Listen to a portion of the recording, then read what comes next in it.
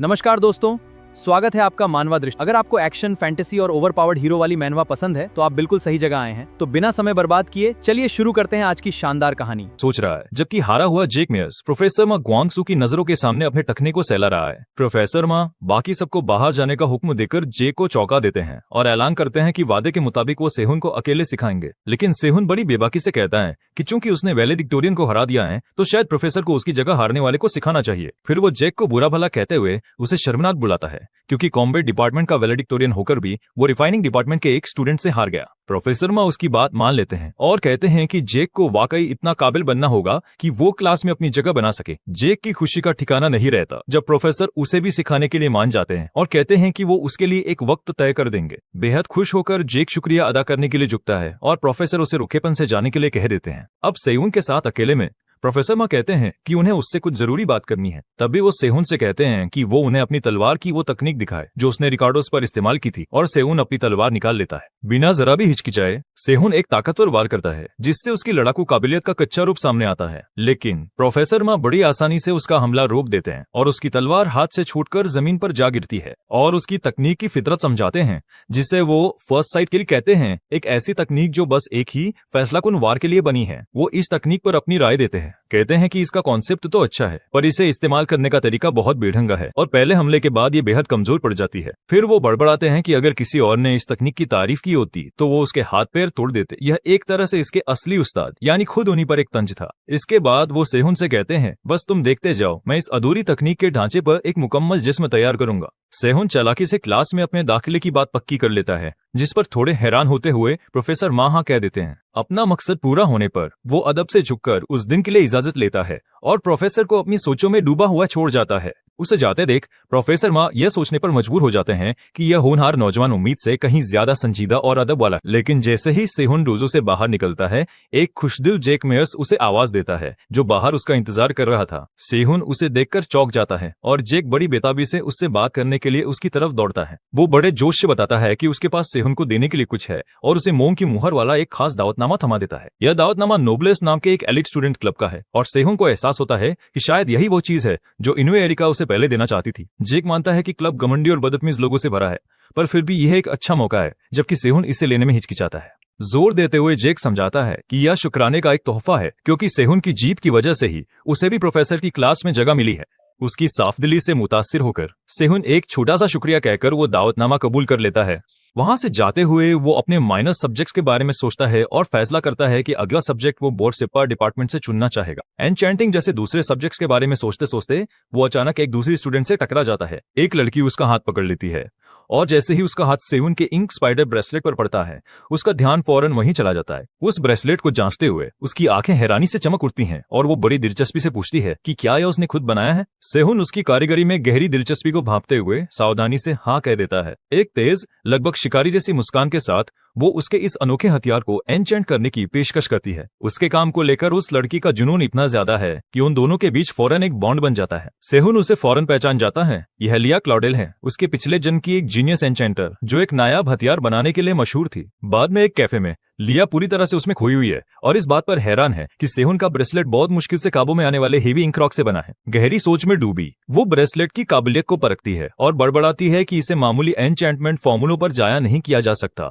यह उससे कहीं बेहतर है। उस चीज की जबरदस्त काबिलियत से मुतासिर होकर वो अपनी उलझन पर अफसोस जताती है, जबकि सेहुन सुकून से पूछता है, क्या यह हथियार अच्छा नहीं है? लिया पूरे जोश से समझाती है कि मसला इसके बिल्कुल उलट है। इसकी बेमिसाल कंपैटिबिलिटी की वजह से इस ब्रेसलेट में एन्चेंटिंग की इतनी ज्यादा गुंजाइश है। इतने सारे ऑप्शंस देखकर वो उलझन में है और तय नहीं कर पा रही कि कौन सा फॉर्मूला इस्तेमाल करे। तभी सेहुन उसका ध्यान अपनी तरफ खींचता है। फिर सेहुन बड़े आराम से उस उलझी हुई जीनियस को बताता है कि उसके पास लिया के लिए और भी मालूमात हैं। वो ब्रेसलेट के रेजोनेंस फिनोमिनन का राज खोलता है, एक ऐसी जानकारी जिसे सुनकर लिया खुशी और हैरानी के एक अजीब से सदमे में चली जाती है। लेकिन उनकी मुलाकात में एक रौबदार नौजवान खलड़ डालता है जो उनकी मेज के पास आकर सेहुन के बारे में पूछता है। सेहुन बताता है कि वो फर्स्ट ईयर का स्टूडेंट है, जबकि लिया जो अब पूरी तरह उस पर फिदा हो चुकी है, बड़े जोश से खुद को थर्ड ईयर की स्टूडेंट बताती है। वो नया लड़का जो एरिका का एक चमचा है, लिया को नजरअंदाज करके रुखेपन से सेहुन को अपने पीछे आने के लिए कहता है। एरिका के एक चमचे को पहचान कर सेहुन उनकी बातचीत में बदतमीजी से दखल देने के लिए उसे झिड़क देता है। इस रुकावट से बिना परेशान हुए वो उस लड़के से कहता है कि उसे जो भी कहना है वो यही कहे।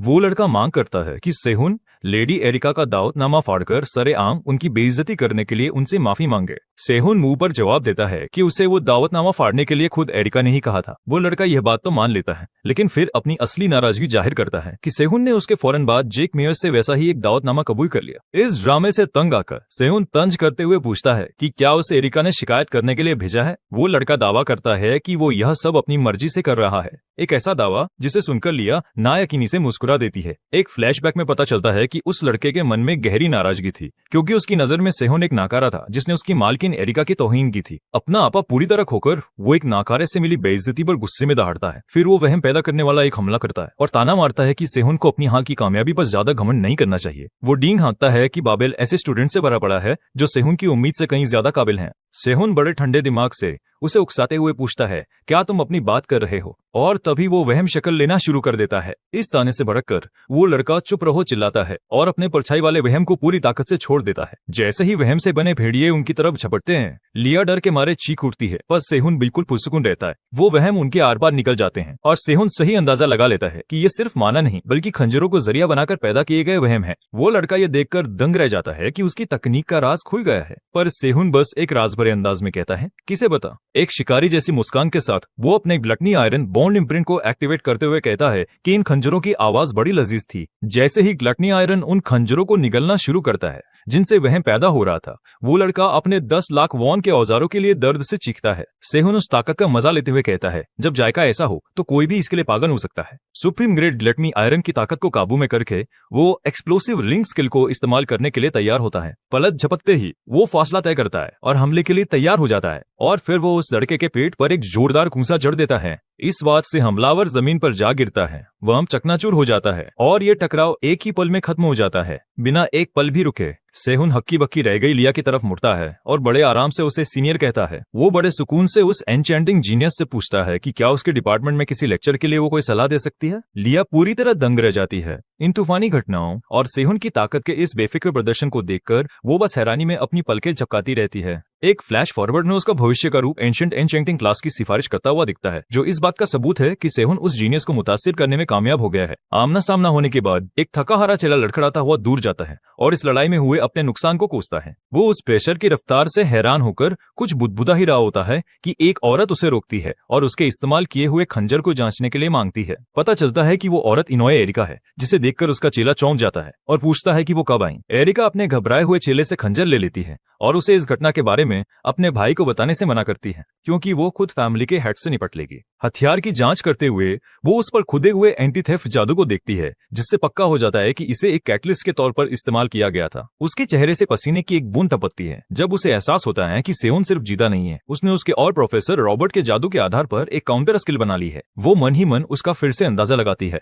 ये महसूस करते हुए कि स्मिथिंग और जादू में उसकी काबिलियत शायद एस ग्रेड और ए ग्रेड से भी ज्यादा हो सकती है। वापस अपनी सीट पर सेहुन तब दंग रह जाता है जब एक सिस्टम विंडो ऐलान करती है कि इनोए एरिका के साथ एक बॉन्ड बन गया है। वो उन 10 भद्दे लेकिन काम चलाऊ खंजरों को देखता है जो उसे हरजाने के तौर पर एरिका के चेले से मिले थे। वो मन ही मन सोचता है कि ये खंजर उसके ब्लैक स्पिरिट थ्रेड के साथ एकदम सही रहेंगे। प्रोफेसर किम के उन थ्योरीज पर लेक्चर के दौरान, जिनके बारे में वो पहले से ही जानता है, सेहुन बोरियत से ऊँघने लगता है। तभी प्रोफेसर किम इन चोल थ्योरी समझाने का दौर खत्म होने और प्रैक्टिकल एग्जाम शुरू होने का ऐलान करते हैं। फिर वो दिखाते हैं कि कैसे एक ही धातु का टुकड़ा अपना रूप पूरी तरह से बदल सकता है, बस उसके माना अरेंजमेंट में फेरबदल करके, और समझाते हैं कि मेटल डिफॉर्मेशन का यही इस्तेमाल किसी हथियार की वर्सटैलिटी तय करता है। प्रोफेसर किम इस बात पर जोर देते हैं कि एक लोहार के लिए ये बेहद जरूरी है कि वो जिन धातुओं के साथ काम करता है उनकी असली ताकत को पूरी तरह से समझे। सेहुन हड़बड़ा कर जाग जाता है जब प्रोफेसर प्रैक्टिकल एक्सरसाइज का ऐलान करते हैं, लोहे की छड़ों का इस्तेमाल करके मेटल डिफॉर्मेशन। एक असिस्टेंट खास तौर पर तैयार की गई नाजुक लोहे की छड़ें बांटता है और प्रोफेसर स्टूडेंट्स को बीच में 3 सेंटीमीटर गहरा निशान बनाने का हुक्म देते हैं। हमारा हीरो ये नोटिस करता है कि प्रोफेसर ने मैजिक स्मिथिंग को पूरी तरह से ठुकराया नहीं है। जब प्रोफेसर स्टूडेंट्स को 10 मिनट का वक्त देते हैं और शुरू करने के लिए कहते हैं, प्रोफेसर तो बेपरवाही से देखते रहते हैं, लेकिन कई स्टूडेंट्स झुंझलाकर चिल्ला पड़ते हैं क्योंकि वो लोहे की छड़ों को ठीक से काबू नहीं कर पा रहे होते। बाकी क्लास से बहुत पहले सेहुन और हांस बार्मट एक साथ अपना पहला काम पूरा करने का ऐलान करते हैं। इससे खुश होकर प्रोफेसर किम उन दोनों को एग्जाम के अगले ज्यादा मुश्किल मरहले में जाने की इजाजत देते हैं। वो मिसाल के तौर पर एक पेचीदा माना अरेंजमेंट दिखाते हैं और दोनों स्टूडेंट्स को उसे लागू करने का चैलेंज देते हैं। हांस मन ही मन मुस्कुराता है, उसे यकीन है कि वो ये राउंड जीत सकता है, जबकि प्रोफेसर किम अगले स्टेप के लिए और भी ज्यादा उलझा हुआ माना अरेंजमेंट दिखाते हैं। जहाँ सेहुन बिल्कुल शांत खड़ा रहता है, वहीं हांस बड़ी बेताबी से अपनी छड़ को बदलने लगता है। उसे जीत हासिल करने का एक मौका नजर आ रहा होता है। वो डींगे मारता है, कसम खाता है कि वो इस पेचीदा डिजाइन को एकदम परफेक्ट बनाएगा ताकि हर कोई उसकी जबरदस्त काबिलियत देख सके। लेकिन उसकी ये शेखी तब धरी रह जाती है जब प्रोफेसर किम सख्ती से उसका नाम पुकारते हैं। प्रोफेसर हैरान परेशान हांस को अब बिगड़ चुकी लोहे की छड़ को उसके असली आकार में वापस लाने का हुक्म देते हैं। हांस बहुत कोशिश करता है और ये देखकर दहल जाता है कि छड़ के अंदर का माना अरेंजमेंट पूरी तरह से बर्बाद हो चुका है और कोई असर नहीं दिखा रहा। प्रोफेसर समझाते हैं कि उसके प्रोसेसिंग का तरीका शुरू से ही गलत था, जिस वजह से छड़ टूटने लगी। लेकिन हांस ऐतराज करता है कि वो तो बस हिदायतों को मान रहा था। प्रोफेसर किम बस अपनी पिछली सीख दोहराते हैं। एक लोहार को अपने मटेरियल की असली ताकत को पूरी तरह समझना ही चाहिए और साफ करते हैं कि जब बदले हुए अरेंजमेंट को वापस ठीक नहीं किया जा सकता तो उस चीज को सिर्फ बिगड़ा हुआ नहीं बल्कि खराब हो चुका माना जाता है। इसके बाद वो शर्मिंदा हांस को इस बुनियादी सबक को ध्यान से दोबारा दोहराने की सलाह देते हैं, जिस पर वो बस खामोशी से हामी भर पाता है। तब भी हांस सोचता है कि क्या सेहुन ने प्रोफेसर के सबक में छिपे उस बारीक जाल को भांप लिया था, लेकिन वो इस ख्याल को झटक देता है, ये सोचकर कि सेहुन की तो बस किस्मत अच्छी थी। और तभी सेहुन बड़ी आसानी से अपनी छड़ के पेचीदा डिफॉर्मेशन को उलट देता है। एक हल्के से इशारे के साथ उसकी छड़ एक नए शानदार आकार में ढल जाती है, जिससे साबित होता है कि यह तकनीक काम करती है। दूसरे स्टूडेंट्स यकीन ना करते हुए आपस में फुसफुसाते हैं कि वो कामयाब कैसे हो गया, जबकि प्रोफेसर ने अभी अभी समझाया था कि ये नामुमकिन क्यों है। इस नामुमकिन कारनामे को देखने के बाद प्रोफेसर किम कैरेटली सेहुन से उस डिफॉर्मेशन को दोबारा दिखाने के लिए कहते हैं, ये समझते हुए कि उसने प्रोफेसर को गलतफहमी में डाल दिया है। सेहुन झेमते हुए अपनी ठीक हो चुकी पर अब भी पेचीदा आकार वाली छड़ दिखाता है। वो फौरन अपनी बात से पलटता है और समझाता है कि उसकी कामयाबी सिर्फ इसलिए मुमकिन है क्योंकि ये छड़ें खास तौर पर कैडेट्स के लिए एडजस्ट की गई हैं और दावा करता है कि आम लोहे से ऐसा करना नामुमकिन होगा। प्रोफेसर किम बहाना मान लेने का नाटक करते हुए देखते रहते हैं, लेकिन मन ही मन हैरान होते हैं कि वो इतनी जरूरी बात कैसे नजरअंदाज कर सकते थे। उन्हें महान लोहार सेंट ऑफ होली फायर ली केंसे याद आते हैं, जो एक समिट क्लाइंबर और माहिर कारीगर थे। फिर वो सोचते हैं कि कैसे ली केंसे ने एक एस रैंक हीरो के तौर पर अपने वक्त में एक ऐसा बुनियादी उसूल बनाया था जिसे सालों साल तक कोई चुनौती नहीं दे पाया। यही खास उसूल द ट्रूथ ऑफ आयरन वो डिफॉर्मेशन फॉर्मूला है जिसे हर लोहार मानता है, एक ऐसा फॉर्मूला जिसे सेहुन ने अभी अभी झुटला दिया था। प्रोफेसर सोचते हैं कि उसे कोई दूसरा रास्ता मिल ही नहीं सकता था। वो खुद से पूछते हैं, क्या मुझे सच में लगता है कि इस लड़के के लिए ये मुमकिन होगा? इसी बीच हमारा हीरो बुदबुदाता है कि अगर इस बार उन्होंने पकड़ लिया तो ये दूसरी बार होगा। ऐसे ही बाबेल एकेडमी पर सूरज ढलता है, क्लास आखिरकार खत्म हो जाती है। जैसे ही सेहुन जाने वाला होता है, प्रोफेसर किम बाकी क्लास को छुट्टी दे देते हैं, लेकिन उसे एक पल के लिए रुकने को कहते हैं। प्रोफेसर किम उसे एक रेयर ग्रेड का क्रिम्सन फायर जेट देते हैं और इसे बाबेल तक पहुंचने में मदद करने के लिए एक एडमिशन गिफ्ट बताते हैं और समझाते हैं कि जेट के असर को सोखने से उसकी क्रिम्सन फ्लेम की खासियत हमेशा के लिए बढ़ जाएगी। सेहुन उस ताकतवर तोहफे को शुक्रिया के साथ कबूल कर लेता है, ये जानते हुए कि इससे बहुत मदद मिलेगी। जब सेहुन जाने के लिए मुड़ता है तो प्रोफेसर किम यूं ही पूछ लेते हैं कि क्या उसे उनके पढ़ाए जाने वाले माइनर कोर्स में कोई दिलचस्पी है। सेहुन सही अंदाजा लगाता है कि वो कोर्स आर्मामेंट फंडामेंटल स्टडीज है, जिससे प्रोफेसर हैरान हो जाते हैं। वो बताता है कि उसे उस क्लास के बारे में पता है और ये भी कि उसे बाबेल से बहुत बड़ा बजट मिलता है। सेहुन मन ही मन सोचता है कि उसने अपनी पिछली जिंदगी में प्रोफेसर किम इन चोल के बारे में कभी नहीं सुना था, जबकि आज वो इतने मशहूर हैं। इससे वो अंदाजा लगाता है कि असली टाइमलाइन में प्रोफेसर का अंजाम शायद अच्छा नहीं हुआ होगा। प्रोफेसर के अनजान अंजाम के बावजूद वो कोर्स लेने के लिए मान जाता है, ये देखते हुए कि फिलहाल उस आदमी पर सबका बहुत ध्यान है।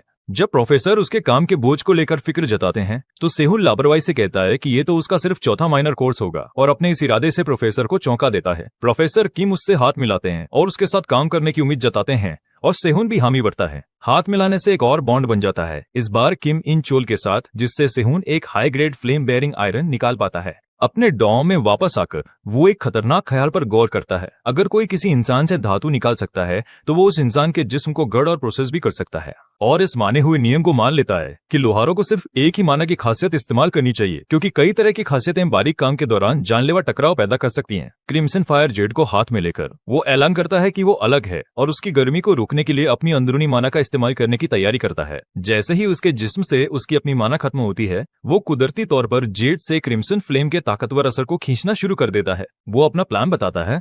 एक लोहार के तौर पर वो अपने ही जिस्म के अंदर सिर्फ क्रिम्सन फ्लेम के लिए एक खास माना सर्किट बनाएगा। उसका जिस्म लाल आग की लपटों में घिरा होता है और एक रूहानी स्मिथिंग हैमर सामने आता है और वो इस काम को शुरू करता है। तभी वो सीधे अपने अंदर एक नया पावर सिस्टम गढ़ने का खतरनाक काम शुरू कर देता है। एक सिस्टम विंडो इस काम की कामयाबी की पुष्टि करती है और दिखाती है कि उसकी crimson flame skill F rank से बढ़कर E+ हो गई है। उसे S ग्रेड की skill spirit body smithing magic मिलती है और उसके सभी स्टैट्स में जबरदस्त इजाफा होता है। फिर उसे अपनी पिछली जिंदगी की एक दर्दनाक याद आती है, जब उसकी उस्ताद ने उसे जमीन पर गिरा हुआ पाया था और सामान होने के बावजूद हार मानने के लिए उसे डांटा था। उसकी एस रैंक लोहार उस्ताद ने उससे पूछा था, तुम बेवकूफ तो नहीं हो, तो क्या तुम इसे बस यूं ही मान लोगे? उनकी बातें याद करके वो अपना इरादा पक्का कर लेता है और ठान लेता है कि उसे हर उस चीज का इस्तेमाल करना होगा जो वो कर सकता है। अपने कमरे में अकेला वो कसम खाता है कि इस बार उसे कोई पछतावा नहीं होगा, चाहे उसका सामना किसी दुश्मन से हो या किसी दोस्त से। लोहारगिरी की क्लास में टीचिंग असिस्टेंट ऐलान करता है कि इस सेमेस्टर का उनका फाइनल प्रोजेक्ट एकेडमी के अंदर और बाहर के क्लाइंट्स दोनों को दिया जाएगा। वो जोर देकर कहता है कि आज की उनकी परफॉर्मेंस ही उनके पहले सेमेस्टर का पूरा भविष्य तय करेगी और सबको अपनी पूरी जान लगाने के लिए कहता है। दांव पर इतना कुछ लगा होने की वजह से स्टूडेंट्स फौरन अपनी अपनी जगहों पर भागते हैं और अपनी भट्टियों पर काम शुरू कर देते हैं। लेकिन ली सेहुन अपनी तरक्की से खुश नहीं है। वो नोटिस करता है कि उसका मौजूदा जिस्म उसके हुनर का साथ नहीं दे पा रहा, जिसकी वजह से एक खराब तलवार बन रही है। मगर बहाने बनाने के बजाय वो फिर से ध्यान लगाता है, क्योंकि वो जानता है कि ये आराम करने का वक्त नहीं है। और फिर वो माहिर तकनीकों की झड़ी लगा देता है। पूरी महारत के साथ स्टील को गर्म करता, हथौड़ा चलाता और उसे पानी में ठंडा करता है। लगभग तैयार हो चुकी तलवार को देखने के बाद वो एक ठंडी सांस लेता है और अपनी ही शानदार कारीगरी को बस ठीक ठाक बताता है। वो जानता है कि बचे हुए कम वक्त में वो ज्यादा बड़ा बजट पाने के लिए अपना सारा काम ऊंचे म्यार पर पूरा नहीं कर सकता, इसलिए वो एक ही बेहतरीन चीज बनाने का फैसला करता है और तैयार तलवार को और बेहतर बनाने के लिए मेज पर रख देता है। जैसे ही वो अपना काम शुरू करता है, एक हल्की जानी पहचानी आवाज उसके जहन में गूंजने लगती है। वो उसे फौरन पहचान जाता है, ये दुनिया के खत्म होने की आवाज है, उसकी पिछली जिंदगी के पेरिशिंग सी की दहाड़। और उसे याद आता है कि कैसे ये भयानक आवाज अजीब तरह से हमेशा एक इशारा होती थी कि वो अपना सबसे बेहतरीन काम करने के लिए एकदम सही दिमागी हालत में है। उसी गहरे ध्यान का अब इस्तेमाल करते हुए वो एक ऐसी तलवार बनाता है जिसकी धार हमेशा के लिए उसकी रूह में बस जाती है। अचानक एक सिस्टम विंडो सामने आती है जो व्हाइट लाइट लॉन्गस्वर्ड नाम के हथियार के पूरा होने और व्हाइट लाइट स्टाइल नाम के नए सी रैंक स्किल के मिलने का ऐलान करती है। उसके स्टेट्स बताते हैं कि ये तलवार एक रेयर ग्रेड वाली आला दर्जे की नायाब चीज है जिसे एक जबरदस्त हुनर वाले लोहार ने बनाया है।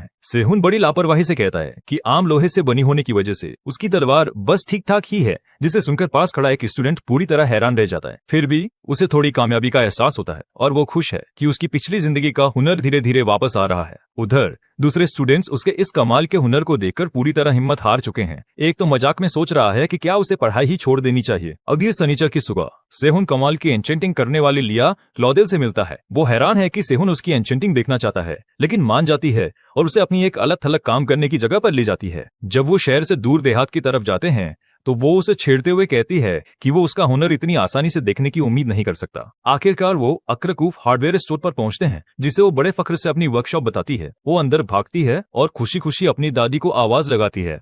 दुकान के अंधेरे कोने से एक साया बाहर आता है। लिया की दादी हेलेना सामने आती है और अपनी पोती से रुखेपन से कहती है कि वो बहरी नहीं है। वो बड़ी शक भरी नजरों से सेहुन को देखती हैं और साफ साफ पूछती हैं कि क्या वो लिया का बॉयफ्रेंड है। ये सुनकर दोनों शर्मा जाते हैं और इनकार कर देते हैं। ये जानने पर कि वो वैलेडिक्टोरियन है, वो ताना मारती हैं कि बाबेल का मेयार जरूर गिर रहा है अगर वो ऐसे कमजोर दिखने वाले लड़के को ले रहे हैं। बिना कोई असर दिखाए सेहुन बड़े अदब से हार्डवेयर स्टोर की मालकिन को अपना तारुफ रिफाइनिंग डिपार्टमेंट के फर्स्ट ईयर स्टूडेंट के तौर पर कराता है। लेकिन हेलेना बेसब्र होकर अपनी पोती से कहती है कि वो ये सब बकवास बंद करे और काम पर लगे, और दूसरे फ्रेशमैन की वजह से जमा हुए काम के ढेर की शिकायत करती है। लिया बस सेहुन को पीछे की तरफ इशारा करती है और बताती है कि उसकी वर्कशॉप इस तरफ है। जैसे ही वो उसके पीछे जाता है, सेहुन दुकान को गौर से देखता है और नोटिस करता है कि हेलेना का हुनर उसकी उम्मीद से कहीं ज्यादा बेहतर लगता है। जहां एक तरफ लिया अपने काम के बोझ से परेशान है, वहीं सेहुन ये सोचे बिना नहीं रह पाता कि उसकी दादी जैसी माहिर एंचेंटर एक मामूली हार्डवेयर की दुकान क्यों चला रही है। वहां पहुंचकर लिया उसे अपना एंचेंट पैलेट दिखाती है, जो जादुई पत्थरों को पीसकर बनाए गए पाउडर का एक सेट है। वो सही अंदाजा लगाता है कि उसका काम खराब हो चुके एंचेंटमेंट फॉर्मूलों को ठीक करना है और वो इस बात की हामी भरती है। वो बताती है कि इस काम से वो पैसे भी कमा लेती है और जी भरकर एंचेंटिंग की प्रैक्टिस भी कर पाती है और उसे सामान के खर्च की फिक्र भी नहीं करनी पड़ती। फिर वो ये करके दिखाती है और बड़े नाजुक तरीके से जादुई पाउडर को एक पैन पर लगाती है, जिससे एक पेचीदा एंचेंटमेंट सर्कल चमक उठता है। सेहुन उसे देखते हुए सोचता है कि वो यहाँ क्यों आया था और उसे याद आता है कि पिछली मुलाकात में लिया कुछ परेशान लग रही थी, और अब उसका बारीकी से किया गया काम देखकर उसे यकीन हो जाता है कि उसने उसकी परेशानी की वजह और उसका हल दोनों पता लगा लिए हैं। वो हल्का सा मुस्कुराता है और मन ही मन मानता है कि काम में पूरी तरह डूब जाने की उसकी काबिलियत एक सच्चा हुनर है। और वो अपने आप में सोचता है कि एन्चेंटमेंट का अमल किसी चीज के माना अरेंजमेंट के साथ मिलकर उसे एक खास असर देता है। जैसे ही उसे अपने हाल ही में सराहे गए एनग्रेविंग स्किल की याद आती है, हेलेना उसके पीछे आकर खड़ी हो जाती है और उसे अपनी किसी एक चीज पर उसका इस्तेमाल करके अपना हुनर साबित करने की चुनौती देती है। उसे ऐसा लगता है जैसे उस पर हुक्म चलाया जा रहा है और वो सुनता है जब हेलेना उसे नीचा दिखाते हुए पास पड़े ढेर में से कुछ भी उठा लेने के लिए कहती है। लेकिन सेहुन को इस चुनौती में मजा आता है और वो उनके दिए गए आला दर्जे के धार लगाने वाले पत्थर को इस्तेमाल करने का मौका देखता है। हेलेना शक भरी मुस्कान के साथ उसे देखती हैं जब वो अपने काम के लिए एक भोतरा मामूली सा दिखने वाला चाकू चुनता है। वो चाकू की धार को जांचता है और पूरे यकीन से कहता है कि इसकी एक जैसी घिसावट बताती है कि इसका मालिक इसे ठीक से इस्तेमाल करना जानता है। फिर वो धार लगाने वाले पत्थर की क्वालिटी की तारीफ करता है और उसे यकीन है कि इसके दबे हुए माना पार्टिकल्स की मदद से वो धार को उसकी आखिरी हद तक तेज कर पाएगा। हैरान करने वाली तेजी और सफाई के साथ वो उस पत्थर पर चाकू की धार वापस लाना शुरू कर देता है। हेलेना पूरी तरह से हैरत में देखती रह जाती है।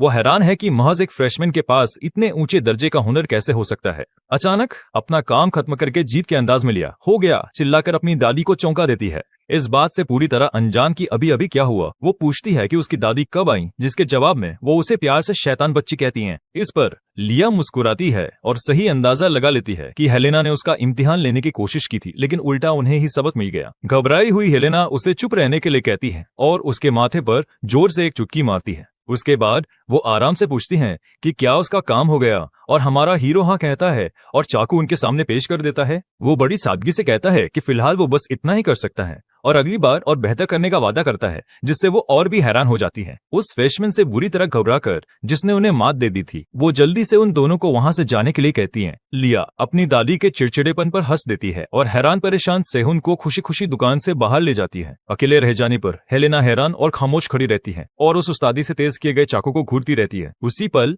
प्रोफेसर माँ ग्वांगसू अंदर घुसते हैं और जोर से अपनी बहन को आवाज देते हैं। हेलेना उन्हें इतना जोर से बोलने पर डांटती हैं और वो पूछते हैं ऑर्डर अभी बहुत जमा हो गए हैं, उस किचन वाले चाकू का क्या हुआ। जब वो उनकी रोक टोक की शिकायत करते हैं तो वो उनके शौक को नापसंद करती दिखती है और सोचती हैं कि ये कॉमरेड प्रोफेसर आखिरकार अपने रेस्टोरेंट का काम कब छोड़ेगा। उनकी बात को नजरअंदाज करते हुए माँ ग्वांगसू की नजर जोश से अपने चाकू पर पड़ती है और वो उसे उठा लेते हैं, लेकिन उसे छूते ही वो सन्न रह जाते हैं। उसकी क्वालिटी देखकर वो दंग रह जाते हैं और अपनी बहन से पूछते हैं कि क्या उन्होंने इसे पीसकर तेज किया है, लेकिन वो इनकार कर देती हैं और कहती हैं कि ये काम ना उन्होंने किया है और ना ही उनके असिस्टेंट्स ने। जब हैरान परेशान माँ ग्वांगसू जिद करते हैं कि ये काम किसने किया, तो उनकी बहन आराम से बताती हैं कि ये एक फ्रेशमैन ने किया है। वो साफ करती है कि इस साल बाबेल में दाखिला लेने वाले एक फ्रेशमैन ने ही ये कमाल की धार लगाई है। और जैसे ही सेहुन दूर चला जाता है, माँ ग्वांगसू पूरी तरह उलझन में पड़ जाते हैं और सोचते रह जाते हैं कि आखिर ये हैरत अंगेज फ्रेशमैन कौन हो सकता है। लिया इस बात की तस्दीक करती है कि हार्डवेयर स्टोर वाली दादी हेलेना वाकई में रिफाइनिंग डिपार्टमेंट में एक प्रोफेसर थी जो 5 साल पहले रिटायर हो गई।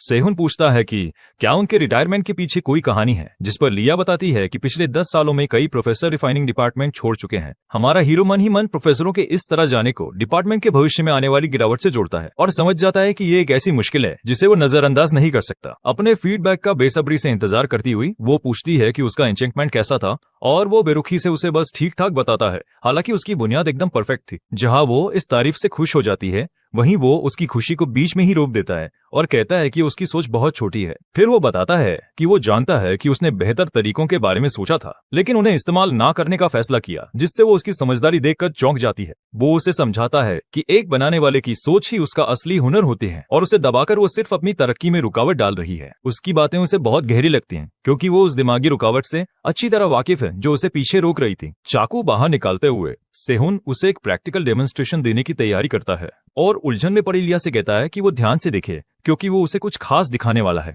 वो अपनी सोच समझाना शुरू करता है, स्मिथिंग यानी एक पत्थर बनाना और उसे पानी में रखना, जबकि एन्चेंटिंग है उस पानी की सतह पर उसकी तस्वीर बनाना। और वो इस मिसाल को ये कहकर खत्म करता है कि एन्चेंटिंग अपनी फितरत से एक ख्वाब की तरह है। फिर अपनी क्रिम्सन फ्लेम स्किल का इस्तेमाल करके वो चाकू को आग जैसी एनर्जी से भर देता है। इस नए स्टाइल के इस्तेमाल को देखकर लिया की बोलती बंद हो जाती है। फिर वो समझाता है कि वो सिर्फ सतह को एंचेंट नहीं कर रहा, बल्कि हथियार की सतह के नीचे मजबूती डाल रहा है। वो अपना सबक जारी रखते हुए कहता है कि अगर एक परत काफी नहीं है तो तुम्हें बस ज्यादा ताकत डालने के लिए परतों को बांटना होगा। ये दिखाने के लिए वो चाकू फेंकता है जो पेड़ में जा धंसता है मगर कई परतों वाले एन्चेंटमेंट से मिली तेजी अचानक बाहर निकलती है और एनर्जी की एक बहुत पतली ताकतवर लहर पैदा करती है। सेहुन यकीन के साथ कहता है कि हालांकि ये एक ठीक ठाक एन्चेंटमेंट नहीं था, पर उसके जैसी जीनियस इस कॉन्सेप्ट को समझकर इसे और बेहतर बना सकती है। नामुमकिन को अपनी आंखों से देखने के बाद लिया समझ जाती है कि अपनी इस सुस्ती पर काबू पाने का तरीका इसी नए तरीके में छिपा है। जोश में आकर घबराई हुई लिया उससे वो एन्चेंट किया हुआ चाकू उधार देने की भीख मांगती है। वो बेताबी से वादा करती है कि वो उसे स्टडी करके लौटा देगी। उसका जीनियस दिमाग अब पूरी तरह से इस नए तरीके के काबू में था। वो मान जाता है और उसे वो सामान भी दे देता है जो उसने इस्तेमाल किया था, ये जानते हुए कि इससे उसकी तरक्की पक्की हो जाएगी। बेहद खुश होकर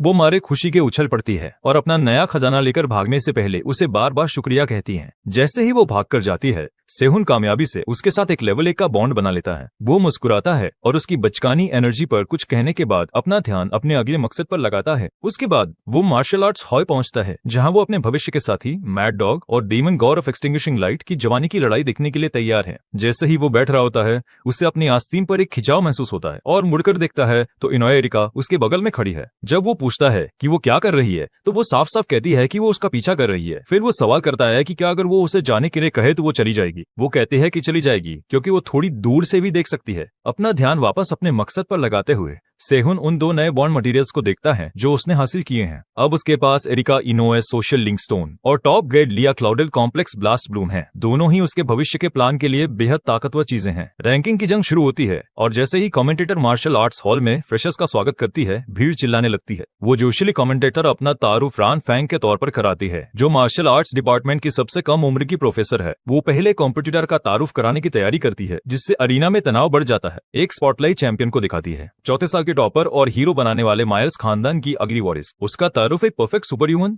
एक एक्टिव ए क्लास हीरो और पिछले 3 सालों से हॉल की मौजूदा रैंक एक ही चैंपियन के तौर पर कराया जाता है। Champion sword saint Arya Myers है, जो पूरे यकीन के साथ भीड़ को देखती है। जहां भीड़, जिसमें उसका भाई जेक मायर्स भी शामिल है, उसके लिए नारे लगा रही है, वही रान फैंग चैलेंजर का तारुफ कराती है। चैलेंजर है योम सियोंगा, स्पीयर आर्ट्स का टॉपर और फ्लेम व्हील एम्बर स्पीयर का वारिस। सेहुन मुस्कुराता है और आखिरकार अपने भविष्य के साथी को उसकी जवानी के दिनों में देख लेता है। अनाउंसर मैड डॉग का नाम पुकारती है। योन सियोंगा। मैच शुरू होता है और सियोंगा तुरंत चैंपियन पर अपने भाले से एक आग वाला हमला करता है। आर्या मुस्कुराते हुए बड़ी आसानी से अपनी पतली तलवार से उस हमले को रोक देती है। उस वार को रोकने की ताकत एक शॉकवेव बनकर उस पर वापस लौटती है और वो खुद को बचाने के लिए जद्दोजहद करता है। सियोंगा झुंझलाहट में गुर्राता है। वो पहले ही दोनों के हुनर में जमीन आसमान के फर्क से परेशान हो चुका है। आर्या आसानी से उसके आग वाले हमले का जवाब देती है। उसकी अपनी तलवार भी ताकत से चमक रही है। वो बड़ी नजाकत से उसके फ्लेम व्हील को खत्म कर देती है और जंग के मैदान पर अपना पूरा कंट्रोल दिखाती है।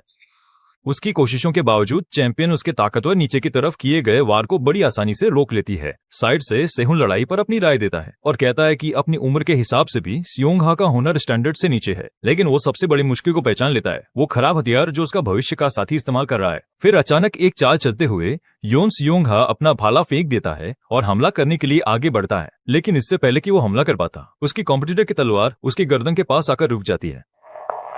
वो तलवार की नोक को घूरता है और चुपचाप मान लेता है, मैं हार गया। आर्या बड़ी नजाकत से अच्छा काम किया कहकर उसकी हार कबूल करती है और इसी के साथ मैच खत्म हो जाता है, जिसमें आर्या मायर्स की जीत का ऐलान किया जाता है। उसके बाद रान फैंग ऐलान करती है कि मैच के बाद का इंटरव्यू रद्द कर दिया जाएगा क्योंकि चैलेंजर पहले ही अरीना छोड़ चुका है। फिर आर्या अदा से भीड़ को बताती है कि इसके तुरंत बाद रैंक 9 के चैलेंजर से लड़ना उसके लिए बहुत मुश्किल होगा। जहां वो भीड़ का दिल जीत रही होती है, वहीं गुस्से में भरा योन सियोंगा अरीना से बाहर निकल जाता है। सेहुन मुस्कुराता है और सही पहचान लेता है कि नौजवान मैड डॉग गुस्से में है। जैसे ही वो जाने लगता है, एरिका पूछती है कि क्या वो बाकी का मैच नहीं देखेगा, लेकिन वो ये कहते हुए बात टाल देता है कि उसे चैंपियन का स्टाइल पसंद नहीं है। वो ये कहते हुए चला जाता है कि वो अड़ियल है। एरिका उलझन में पड़ जाती है। उसे इस बात की राहत है कि वो उसके भाई के लिए नहीं आया था, लेकिन अब वो सोचती है कि सेहुन इतना गुस्से में क्यों लग रहा है। इसी बीच अरीना से आर्या मायर्स उसे जाते हुए देख लेती है। उसके चेहरे पर एक धीमी मुस्कान फैल जाती है क्योंकि उसे वो फ्रेशर दिलचस्प लगता है। फिर वो अपनी नजरें उस पर टिका देती है जैसे ही वो बाहर निकलता है और मन ही मन सोचती है कि शायद उसे नजर रखने के लिए एक दिलचस्प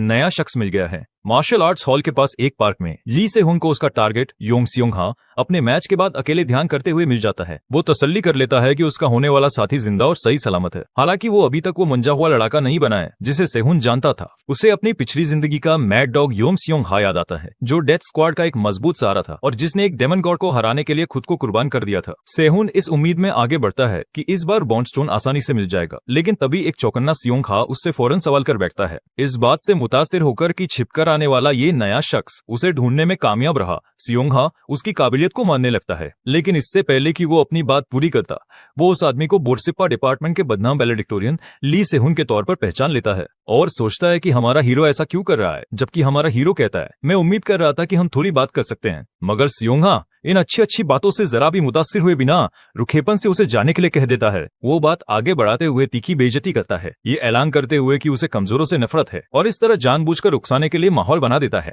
वो सेहुन को जलील करना जारी रखता है, ये कहते हुए कि वो छोटे मोटे करतबों को असली ताकत समझने की गलती कर रहा है और उसे वापस घर चले जाना चाहिए, और वो सेहुन को बस एक लोहार कहकर बुलाता है। सेहुन मन ही मन सोचता है कि आने वाले मैड डॉग वाले दिनों के मुकाबले सियोंग हा का ये गुस्सा तो असल में काफी शराफत भरा है। ये समझते हुए कि अब बातों से काम नहीं चलेगा, सेहुन मुकाबले के लिए तैयार हो जाता है और अपने हाथ में माना इकट्ठा करने लगता है। सियोंग हा कहता है लगता है तुम्हारा पीछे हटने का कोई इरादा नहीं है। इस पर हमारा हीरो जवाब देता है मैं तुम्हें बस एक बात बताता हूँ। वो ऐलान करता है कि फ्लेम व्हील एम्बर स्पीयर का पूरा इतिहास सियोंग हा की कमजोरी की वजह से खत्म हो जाएगा। ये बेइज्जती अपना काम कर जाती है और गुस्से से तिलमिलाया सियोंग हा उस पर माना से भरा घूंसा लेकर झपटता है। जवाब में सेहुन उस हमले का आमने सामने से मुकाबला करने के लिए इत्मीनान से अपना बॉन्ड इम्प्रिंट ब्लटनी आयरन एक्टिवेट करता है। ब्लटनी आयरन बड़ी आसानी से उस माना भरे गुस्से को सोख लेता है और हमले को पूरी तरह बेअसर कर देता है। सियोंग हा हैरान रह जाता है, ये सोचते हुए कि वो लोहार भला उसके माना से भरे गुस्से को कैसे रोक पाया। वो बेमन से मान लेता है कि बोर्सिप्पा के वैलेडिक्टोरियन को आखिरकार उससे बात करने का हक था। जैसे ही उसके खुद के एम्बर माना का बचा हुआ असर सेहुन के हाथ में इकट्ठा होता है, सियोंग हा को अपने दुश्मन की ताकत की असली फितरत का एहसास होता है। ये यही खत्म होता है। चिल्लाते हुए सेहुन उस चुराए हुए एम्बर को वापस उसके मालिक पर छोड़ देता है। वो आग का धमाका सियोंग हा को लड़खड़ाते हुए पीछे धकेल देता है, जो अपनी ही ताकत से हुए हमले के लिए बिल्कुल तैयार नहीं था। सेहुन सांस छोड़ता है। उसकी उकसाने वाली तरकीब का पहला पड़ाव जबरदस्त कामयाब रहा है। एक हैरान परेशान सियोंग हा जानना चाहता है कि वो एम्बर जिस पर सिर्फ उसके माना का ही असर होना चाहिए था, अब सेहुन के हाथ में कैसे है। फिर उसे एक खौफनाक एहसास होता है, सेहुन ने सिर्फ हमला रोका ही नहीं था, उसने उसे तोड़कर चुरा लिया था। गुस्से से उबलते हुए वो उस हरामी को घूरता है जिसने उसे इतनी बुरी तरह जलील किया था। आखिरकार उसका सब्र का बांध टूट जाता है और उसका ऑरा फट पड़ता है और वो अपनी पूरी ताकत इस्तेमाल करने की तैयारी करता है। सेहुन सोचता है कि शायद इसी भड़कने वाले मिजाज की वजह से ही उसकी असली टाइमलाइन में फ्लेम फ्लावर गेट मैसेकर हुआ था। दोनों के बीच जबरदस्त घूंसे चलते हैं, लेकिन सेहुन नोटिस करता है कि ग्लटनी आयरन का असर कम हो रहा है और उसका अपना जिस्म भी अपनी हद पर पहुंच रहा है। इस नतीजे पर पहुंचकर कि शांति से बॉन्ड बनाना नामुमकिन है, वो फैसला करता है कि उसके पास अपने होने वाले साथी को कुचलने के अलावा कोई चारा नहीं है। लेकिन जैसे ही उनके घूंसे टकराने वाले होते हैं, एक जबरदस्त ताकत बीच में आ जाती है और उन दोनों को वही रोक देती है। जेक मायर्स उनके बीच में आ जाता है, दोनों के घूंसे पकड़ लेता है और पूछता है कि यहाँ चल क्या रहा है। तभी सियोंग हा जेक से पूछता है कि क्या वो बोर्सिप्पा के वैलेडिक्टोरियन को जानता है, और जेक हाँ में जवाब देता है, लेकिन सियोंग हा बस खामोशी से घूरता रहता है। उसका गुस्सा अभी भी साफ झलक रहा है। सियोंग हा से रूखा सा जाओ सुनने के बाद राहत की सांस लेता हुआ जेक ना चाहते हुए भी जाने को तैयार सेहुन को खुशी खुशी उस लड़ाई से दूर खींचकर ले जाता है। जाते जाते घबराया हुआ जेक बेताबी से सेहुन के कान में फुसफुसाता है कि वो कुछ भी अजीब न कहे और बस जल्दी से निकल जाए। अब अकेले में सियोंग हा सोचता है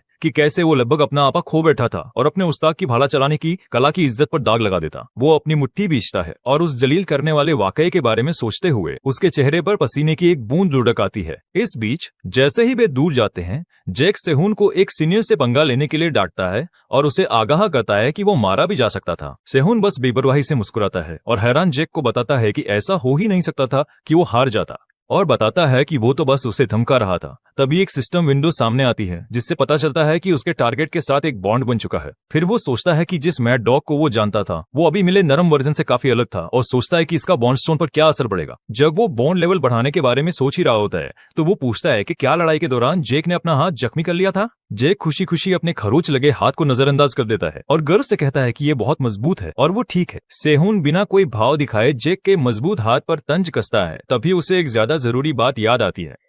जेक आखिरकार वो सबसे बड़ा सवाल पूछता है आखिर सेहुन ने एरिना में उसकी बहन आर्या मायर्स के बारे में क्या कहा था? जब सेहुन लापरवाही से ये मान लेता है कि उसने उसे घमंडी कहा था, तो जेक का दिमाग घूम जाता है और उसे समझ आता है कि उसकी बहन इतने सारे सवाल क्यों पूछ रही थी। फिर जेक वो खौफनाक खबर सुनाता है, उसकी बहन एग्लास हीरो आर्या मायर्स ने सेहुन में एक खास दिलचस्पी ले ली है। लेकिन सेहुन बड़े आराम से इस तवज्जो का मजा लेता है और मन ही मन हिसाब लगाता है कि आर्या की नजरों में आने से वो अपने असली निशाने यानी उसके दुश्मन यॉम सोंग हा की नजरों में भी आ जाएगा। जब जेक उसे खबरदार करता है कि उसकी बहन को हल्के में नहीं लेना चाहिए, तो सेहुन उसकी बहन के बारे में बिल्कुल सही अंदाजा लगाकर जेक को चौंका देता है कि वो घटिया और साजिशी है। डरा हुआ जेक अपनी बात से पलटने की कोशिश करता है, लेकिन हमारे हीरो का बेपरवाह अंदाज बताता है कि उसका तीर बिल्कुल निशाने पर लगा है। जेक का मासूम सा सवाल कि सेहुन उसकी बहन को नापसंद क्यों करता है, सोर्ड सेंट आर्या मायर्स की एक भयानक याद को ताजा कर देता है। उसे अपने पिछले जन्म की बात याद आती है कि कैसे वो बड़ी सोर्ड सेंट भी एक ऐसी तलवार चलाती थी जो उससे बिल्कुल मामूली लगती थी, और उसे वो दिन भी याद आता है जब वो गायब हो गई थी और फिर एक डीमन गॉड के बचे हुए हिस्सों से बनी तलवार के साथ वापस लौटी थी। यही वो बदलाव था जिसने उसे खौफनाक demon God of extinguishing light बना दिया था। वापस आज में आकर वो इस संगीन नतीजे पर पहुंचता है कि आर्या की दिलचस्पी उसके इरादों के लिए सिवाय मुसीबत के और कुछ नहीं लाएगी। हर कीमत पर उससे बचने का फैसला करके सेहुन अचानक मुड़ता है और हैरान परेशान जेक को पीछे छोड़ देता है। वो बेचारा उलझन में पड़ जाता है कि अभी अभी हुआ क्या। तभी उसके फोन पर एक नोटिफिकेशन आता है। ये आर्या का टेक्स्ट था और उसे धीरे धीरे इस खौफनाक हकीकत का एहसास होता है कि अब उसकी बहन उस पर अपने दिलचस्प नए दोस्त की जासूसी करने के लिए जोर डाल रही है। अपनी दबंग बहन और इस रहस्यमयी फ्रेशमैन के बीच फंस जाने का एहसास जेक को दहशत से भर देता है। वो सोच सकता है कि कैसे उसकी घटिया और साजिशी बहन अकड़ के साथ उससे एक एहसान मांगेगी जिसे वो जानता है कि वो मना नहीं कर पाएगा। पूरी तरह से हार मानकर वो बस लाचारी में एक ठंडी सांस भरता है। अगली सुबह स्टूडेंट्स अपनी अगली क्लास के लिए एक लेक्चर हॉल में जमा होते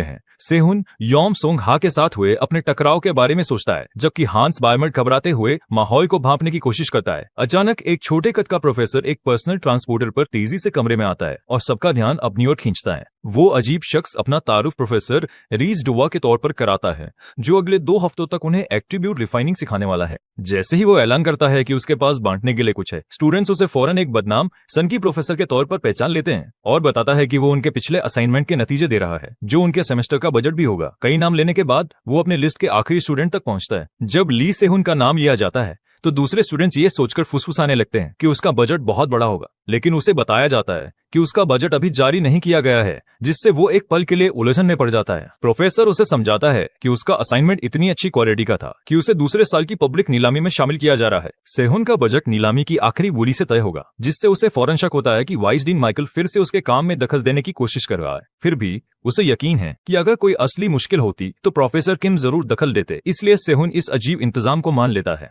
मामला सुलझने के बाद प्रोफेसर डुआ आज का टॉपिक रेसिडुअल माना बताता है और एक वॉलंटियर असिस्टेंट को बुलाता है। क्लास की हैरानी का ठिकाना नहीं रहता जब वो असिस्टेंट कोई और नहीं बल्कि आकार कूव स्पेयर आर्ट्स डिपार्टमेंट का एक तीसरे साल का स्टूडेंट यॉम सोंग हा निकलता है। जहां दूसरे स्टूडेंट सोचते हैं कि एक सीनियर यहाँ क्या कर रहा है, वहीं सेहुन रुखेपन से कहता है कि सोंग हा को अपनी पढ़ाई से ज्यादा इस क्लास में दिलचस्पी लग रही है। तारुफ खत्म होने के बाद प्रोफेसर डुआ ऐलान करता है कि अब रेसिडुअल माना के बुनियादी कॉन्सेप्ट्स को समझने का वक्त है। वो इसकी 2 खास किस्मों को समझाना शुरू करता है और सबसे पहले बेसिक चार्जिंग टाइप के बारे में बताता है। दूसरा है इंडिपेंडेंट टाइप और वो बताता है कि इसे बनाना काफी ज्यादा मुश्किल है।